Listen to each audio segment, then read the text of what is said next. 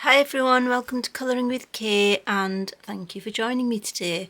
So in this shortish video I am going to share how I approach colouring really detailed pages, and the book I'm going to use is this brown Bearwood colouring and spotting book.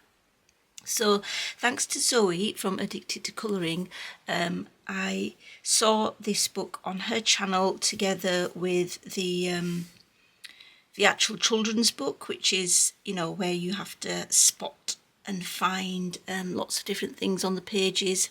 So some of these pages are actually in this book, so you can use it as a guide to colour your pictures. So this was a requested video to do a colour along, but it is just too overwhelming to do as a colour along because obviously it's such a detailed page. And I thought this is sort of a halfway house type thing where, you know, I'm doing a little bit of it at least and sharing my ideas. So the picture that I've decided to start is the bear's home. So it's this one.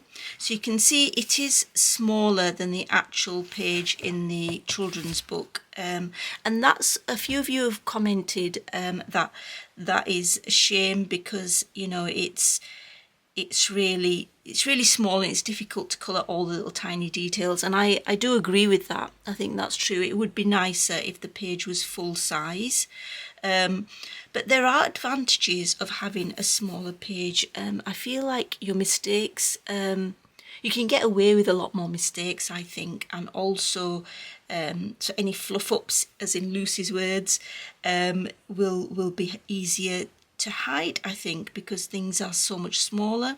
It's also going to be relatively quicker than if the page was bigger. So yeah, it can work for you and against you, but you can see that I've started this page. Now it is from this page here, which is Home Sweet Home. I didn't buy the Grand Old Oak one yet because I know there's only a few pages. I thought I've got to do a couple of pages from here at least before I buy that, because otherwise I can't really justify it, because everything is so expensive now. I think that I've got to use the stuff that I've actually purchased first before I look to get more. So anyway, I started on this corner here. Now you can see that I mean, the colours I'm using are similar to the ones in the guide. I think it is definitely easier to do a page like this if you've got a guide to go you know, against. That does definitely make it easier and make it less stressful. So that's my first thing.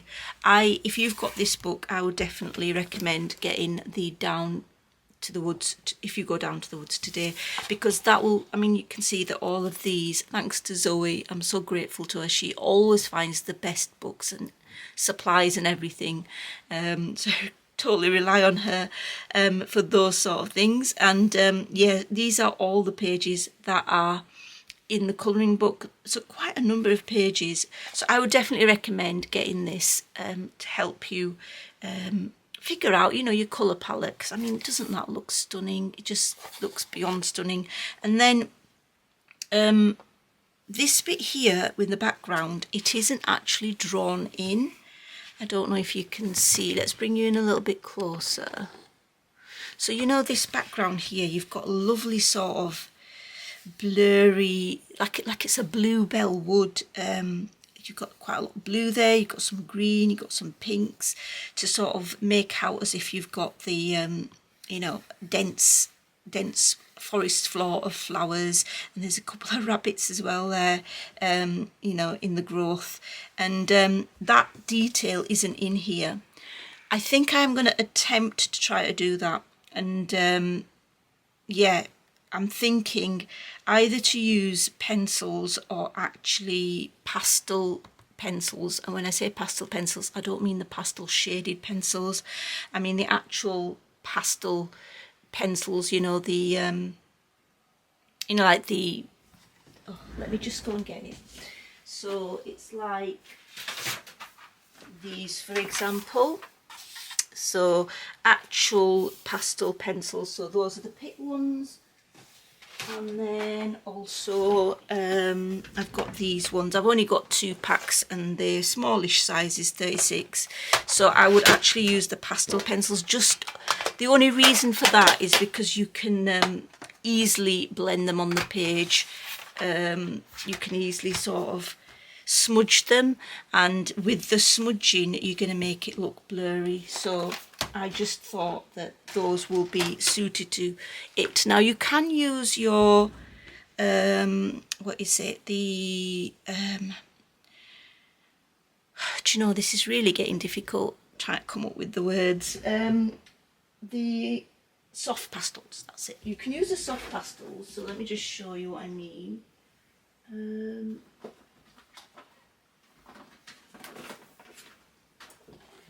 So you can use these soft pastels, I think, to do that bit. But the problem with that is they are quite, I mean, it's a small area, and because it's a small area, it's kind of difficult to use these because they're so, you know, they're big, they're quite big, and they've not got a fine point. So I think the best thing is pastel pencils rather than soft pastels. So there is that.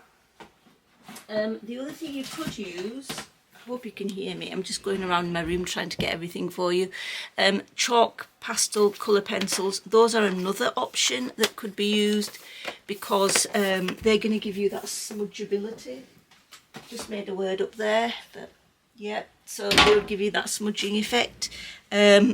So yeah, that's what I'm going to do with these background parts, which you can even see that in the background here we've got green, and they've also drawn in the trees which aren't in the background here. So I'm going to try to recreate that as best I can. Okay, so moving on to what I've used for the rest of it. Now I would definitely start, as you can see, I wasn't meant to start doing this little, the actual grass, because my aim was to actually colour the image itself, so all the little bits and pieces on the image itself, so the leaves, the little animals, the creatures, the trees, all of that, and then do the background. I think that would have been easier, but what happened is I don't know, I just went with the flow and I started to colour the grass, and it's fine, you know, it's not a problem, but I think it would be easier to colour all the image parts first and then work on the large space at the back. So, you know, like the background bits, so the grass and the sky and all the rest of it that's in between the actual drawn image. But it you know, that I think would be easier, but I'm happy how it's coming out so far. Now, what pencils to use?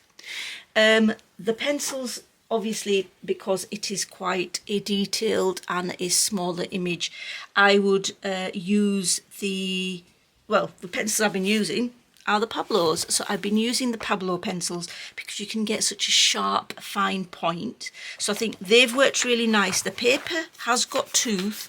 It is quite rough. It's not smooth. And the Pablos lay down very well indeed. I have to say, I've enjoyed using the Pablo pencils on here. So I would definitely use the Pablo pencils on here. If you haven't got Pablos, then Polly's will work just as well. So Polly's, again, you can get the harder pencils so you can get a finer point. So I would use the Polly's. I also think, I haven't used these yet, so I don't know how they lay down, but the Staedtler Ergo Soft, I think, because you can get a really fine point with them, they would be useful as well. I did use a little bit of Light Fast and Luminance just to get the dark colours, because I always have those on hand on my desk.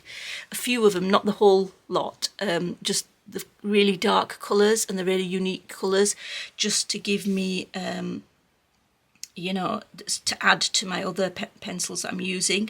So I used, you know, to darken these bits here on the grass, I used this Luminance pencil, which is dark phthalo cyanine green, and yeah, they work really well. The Lumis, the Derwent Light Fast, they all work really well as well. But I think you need fine pencils, fine point, harder pencils, so that you can actually get into all the little nuts and crannies. So yeah, that's what I've got to share so far. I'm just going to colour a little bit now on camera. Now that I've gone through the tips. Right, I think I was doing the leaves here when I left it off last night. So I'm going to go back to that. And yeah, I have to say it is really quite fun to do these pages, I must say. It is going to be definitely a challenge to do the background bit, you know, where they've drawn in the bluebell forest floor and the trees, but I'm going to do my best. I mean, this is a much larger image in the actual spotting book, and some of this is actually chopped off. It's not in the colouring book, so how much I can add in will be limited. But you know, I'm glad there is definitely a reference guide that we can look at, which is something I do recommend that you purchase, because it is quite daunting to start this page, you know, the pages in this book. But I just thought to myself, if I don't start, I'm never gonna, it's just gonna stay on my, it's such a beautiful book and it's just gonna stay on my shelf. Okay, sorry about that. That was just a phone call. They always seem to ring when I am filming. I think that's always the way, isn't it? Never when I'm not filming. Right, so what I was going to say is the other thing that's a little tip, I guess it might be quite obvious, but anyway, I'll share it anyway, is to have your swatch chart with you, so that if you do have the guidebook to go against, then you can check against there for the best colour match, if that's what you're wanting to do, if you're wanting to replicate exactly the colours. You will probably need, I would presume, more than one pencil set to try to, if you want it really matching. I'm not that concerned about that side of things. I'm using it as more of an inspiration, really, you know, the actual spotting book and how the page is coloured. I'm using it as an inspiration. Some colours that I like, I'm, you know, using them. Other colours, I'm doing my own thing with it, really. Some, like for example, how I coloured the birds, I've coloured them the way that I wanted to, rather than how they are illustrated. So I'm not copying it completely to how it is in the spotting book, because I want my own mark on it, really. That's what it is. I just want my own mark on it.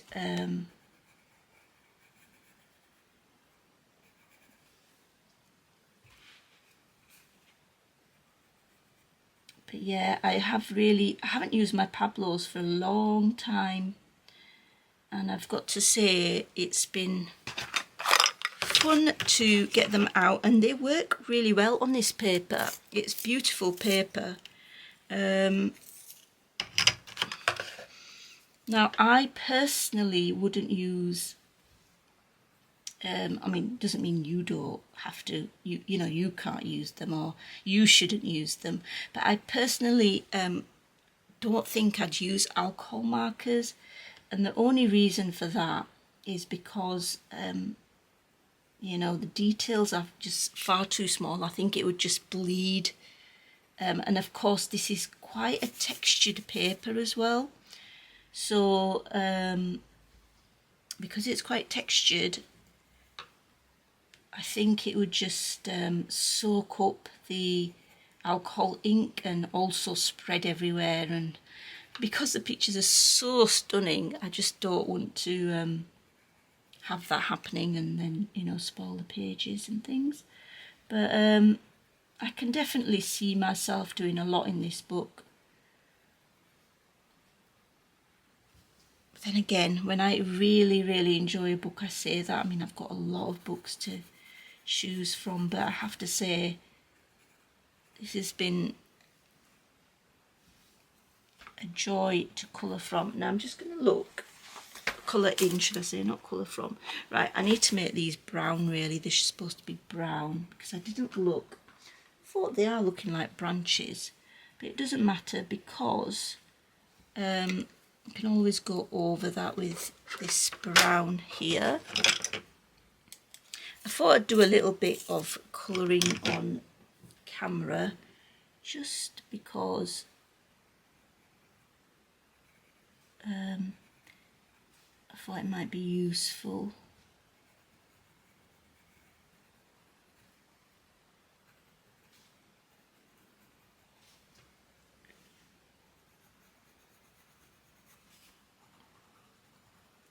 I think it would be, I think this page will take time to do just because it's so detailed. I think it'd take a longer time if it was a bigger page, like as in a bigger size. And I think it'd take me a lot longer if I sat there and tried to make the colours exactly the same as in the spotting book. I'm not being too precious about, you know, making sure that the colours are all the same. I am having a look, don't get me wrong, but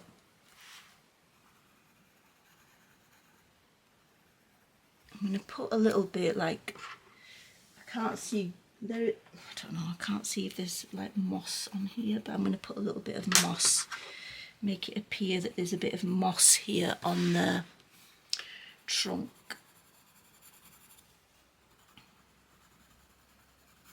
So what are you guys colouring in at the moment? I know quite a few of you have purchased this book. It's a very, very stunning book. Such a stunning book. I've gone out the lines there, which is irritating, but take it out.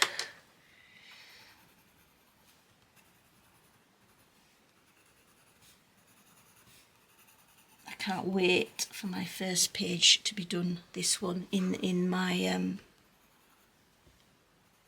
in this book. Once it's done, it's gonna make me more comfortable to start more pages. But the biggest tip that I've got with working in this book, I have to say, is just get started. Don't think about it, just get started, because that's the biggest step, is to get started. Because if you think about it too much, you just get put off and you just don't do it.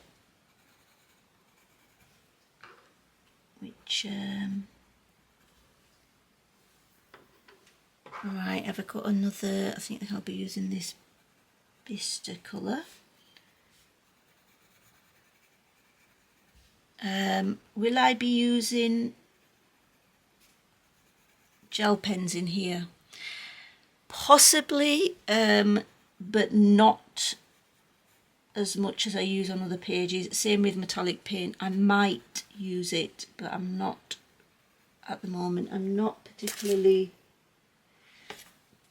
sure. I'm not particularly sure where I'd use it, but yeah, it might not be metallic paint. I'm not sure. I think I don't want to spoil it, you see. I think this is, I will add some sort of embellishments, but limited, I think, because I don't think it needs it. The picture is just so stunning on its own, but we'll see. I'll know when I've done a bit more in this book.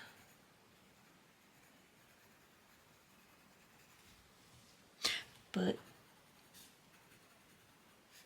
yeah, right, I don't know, I don't think I've got anything else to say that I can think of regarding tips in colouring in this book and how I've approached it, because I can only really share how I've approached it.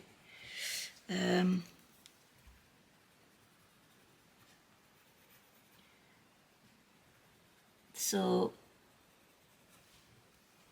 yeah, I don't think I've got anything else to say about it. I would just say that get started. That's my biggest tip. Get started in it, because the book is too beautiful not to colour in it. And yeah, that's it. And and all the other tips that I went through, or pointers or things that I've shared. But yeah, that's it. I hope you found this video a little bit useful. Until next time, guys, take care. Happy colouring. Bye.